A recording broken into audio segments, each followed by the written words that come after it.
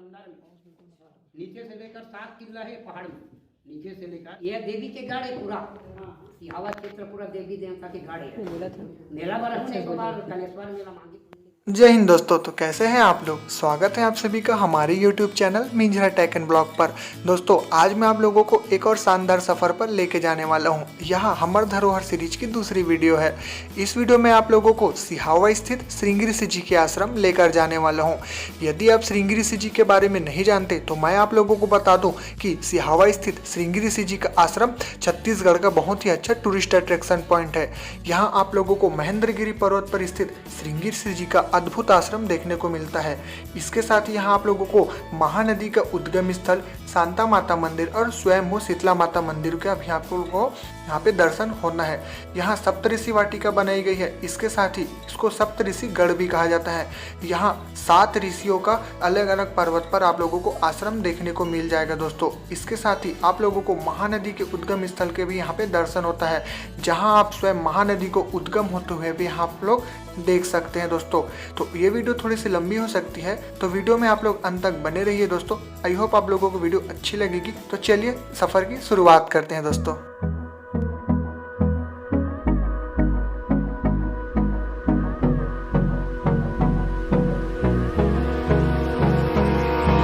Abrázame toda la noche, no nos queda mucho tiempo más.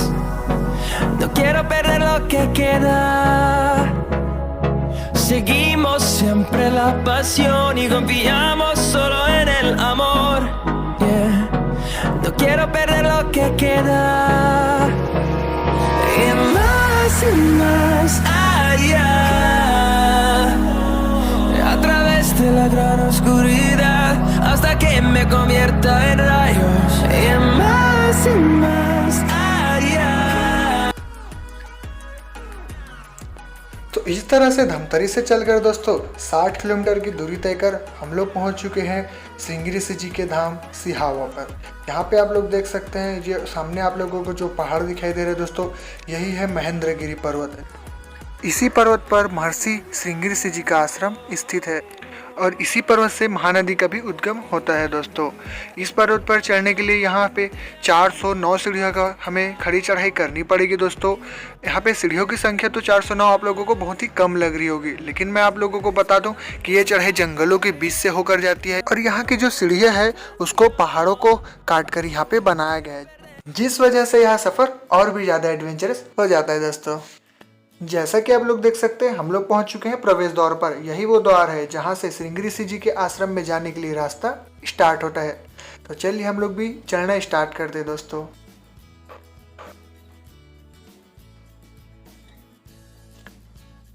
यह मंदिर काफ़ी सालों पुराना है, इस वजह से जो इसका प्रवेश द्वार है वो काफ़ी पुराना हो चुका है, लेकिन यहाँ का जो भव्यता है वो कम नहीं हुई है। आप लोग यहाँ देख सकते हैं सीढ़ियों की हालत थोड़ी सी पुरानी हो गई है, बट यहाँ पे किसी भी प्रकार से भक्तों को यहाँ पे कठिनाई का सामना नहीं करना पड़ेगा। आप लोग यहाँ पे देख पा रहे हैं ऊपर पे ग्रीन कलर का शीट लगा दिया गया है, जिस वजह से हम लोग यदि हम इस गर्मी में आते हैं तो भी हम यहाँ पे आसानी से चढ़ पाएंगे और बरसात में भी।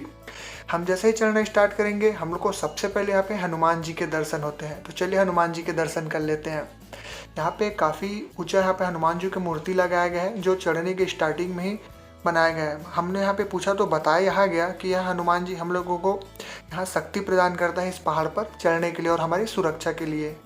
तो हम लोगों ने हनुमान जी का दर्शन कर लिया। उसके बाद हम लोगों ने अपनी चढ़ाई वापस से स्टार्ट कर दी। आप लोग जैसे देख सकते हैं, मैंने पहले ही बताया था कि यह रास्ता जंगलों के बीच से होकर जाता है दोस्तों। यह पहाड़ों को बीच से काट काट कर यहाँ पे सीढ़ियाँ बनाई गई है। देख सकते हैं सीढ़ी में काफ़ी खड़ी चढ़ाई करनी पड़ती है, लेकिन चढ़ते वक्त जो आइट साइड में जो नज़ारे देखने को मिलते हैं वो काफ़ी अमेजिंग है दोस्तों। ये लॉकडाउन है, कोविड-19 की वजह से उस सिचुएशन में आए हैं, जिस वजह से यहाँ पे हम लोगों को और भी यहाँ पे भक्त दिखाई नहीं दे रहे हैं, बट सफ़र का मज़ा उतना ही आ रहा है जितना आना चाहिए। यहाँ पे बीच बीच में आप लोगों को प्रसाद की दुकान भी मिल जाएंगे, जहाँ आप लोग प्रसाद, नारियल वगैरह कुछ खरीद सकते हैं। साथ ही साथ यहाँ से यदि आप लोग किसी भी प्रकार का फ़ोटो एल्बम या मूर्तियाँ अपने घर लेके जाना चाहते हैं एक यहाँ पे स्मरण के तौर पर, तो भी आप यहाँ से लेके जा सकते हैं। थोड़ी देर चढ़ने के बाद हम लोगों ने यहाँ पे थोड़ा सा विश्राम किया था, थोड़े से थक गए थे इसलिए। उसके बाद हम लोगों ने वापस अपनी चढ़ाई शुरू कर दी। यहाँ सभी लोगों को ध्यान में रखते हुए यदि चढ़ते हुए थोड़े से थक गए हैं तो यहाँ पे इस टाइप से बैठने के लिए बनाए गए हैं दोस्तों। और हाँ, एक खास बात, पानी यहाँ आप लोग अपने साथ में लेके चढ़िएगा क्योंकि रास्ते में प्यास तो लगेगी। जैसे जैसे आप यहाँ पे सीढ़ियों पे चढ़ते जाएंगे आप लोगों को यहाँ सिहावा सिटी का जो नज़ारा है वो और भी सुंदर दिखने लगेगा। सीढ़ी के आइट साइड का जो व्यू है वो बहुत ही सुंदर नज़र आता है। तो चलिए जल्दी से हम लोग अपनी चढ़ाई कंप्लीट करके आश्रम में पहुँचते हैं।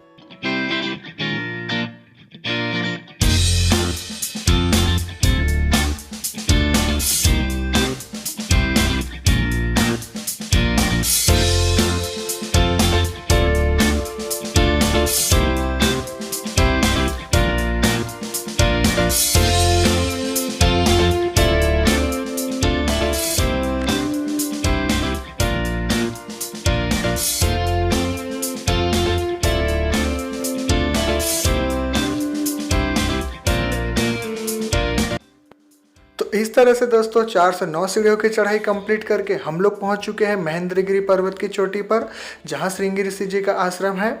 यहाँ पे आप लोग देख सकते हैं कि ये यहाँ पे तपोवन स्थल है जहाँ श्रृंगी ऋषि जी का आश्रम बना हुआ है। ये काफ़ी सुंदर बनाया गया है। ये डबल लेयर पे बनाया गया है जो आप लोग देख रहे हैं, घास का जो आश्रम है।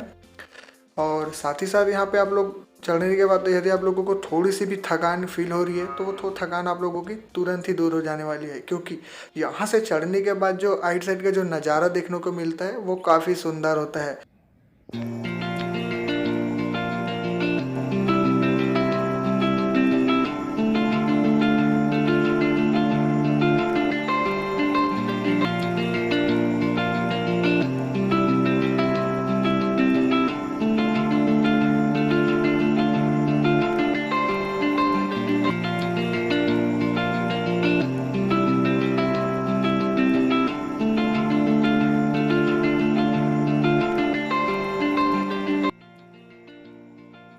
तो इस तरह से व्यू पॉइंट के नज़ारों का मजा लेने के बाद अब हम चलते हैं दोस्तों श्रृंगी ऋषि जी के दर्शन के लिए।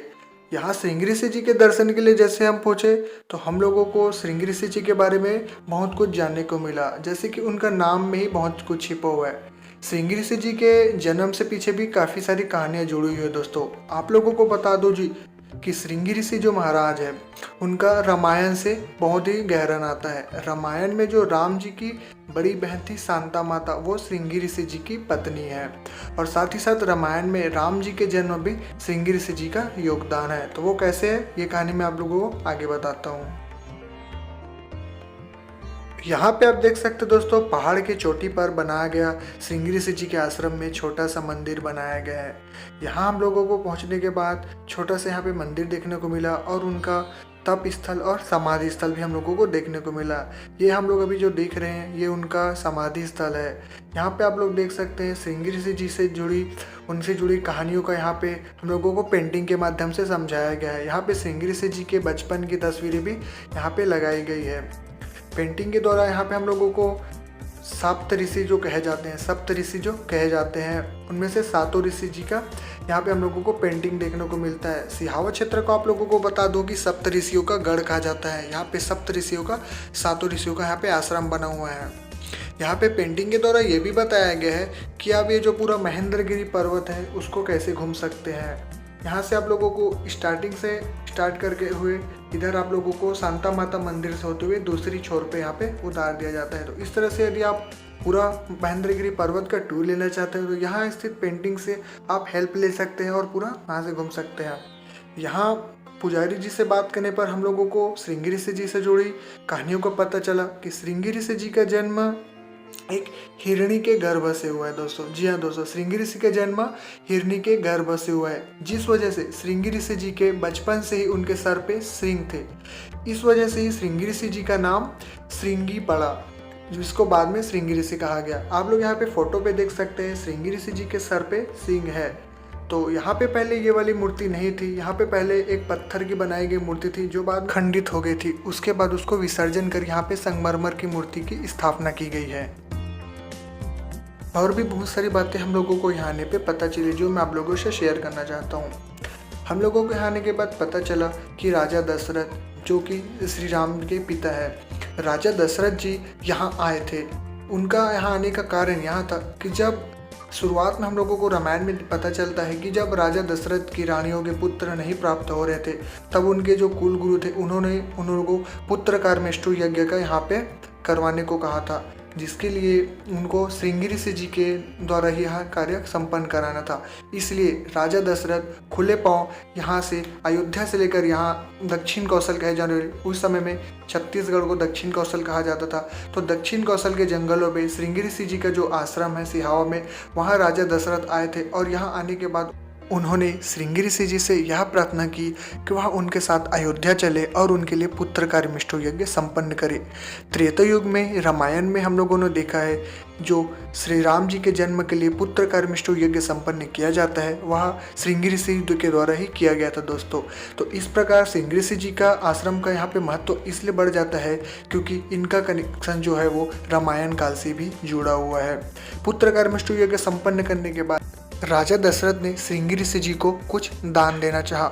उस समय श्रृंगी ऋषि जी ने राजा दशरथ को यह बात बताई कि जो कन्यादान होता है वो सबसे बड़ा दान होता है। इसलिए राजा दशरथ ने अपनी पुत्री का वहाँ पे श्रृंगी ऋषि जी को दान कर दिया। माता शांता जो कि राम की बड़ी बहन है, वह श्रृंगी ऋषि जी के साथ वहाँ से यहाँ पे सिहावा चली आई थी।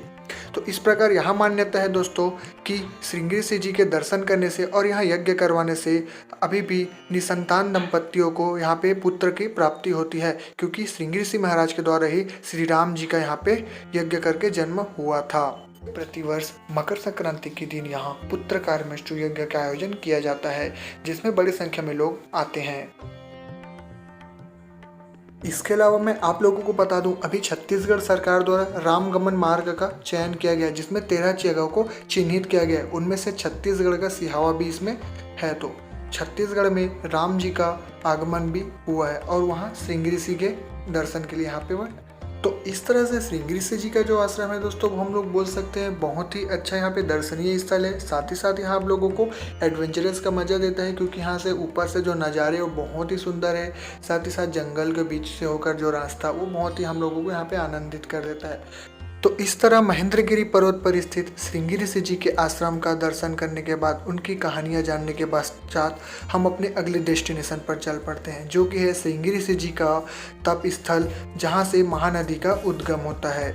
महानदी का यहाँ से उद्गम कराने में श्रृंगी ऋषि जी का ही योगदान है। इसके पीछे भी एक बहुत ही रोमांचक कहानी जुड़ी हुई है दोस्तों। तो यहाँ आने पर हमें पता चला कि महानदी को यहाँ चित्रोत्पला गंगा के नाम से जाना जाता है। चित्रोत्पला गंगा क्यों कहते हैं, ये आप लोगों को कहानी सुनने के बाद पता चल जाएगी। साथ ही महानदी का उद्गम होने के बाद महानदी उल्टी दिशा में 16 किलोमीटर तक चली गई थी, जिसको बाद में श्रृंगी ऋषि जी के द्वारा ही लौटाकर इधर छत्तीसगढ़ की ओर से बहाया गया था। तो इस प्रकार श्रृंगी ऋषि जी का जो महानदी के लिए योगदान है दोस्तों, उसका कहानी कुछ इस प्रकार शुरू होता है कि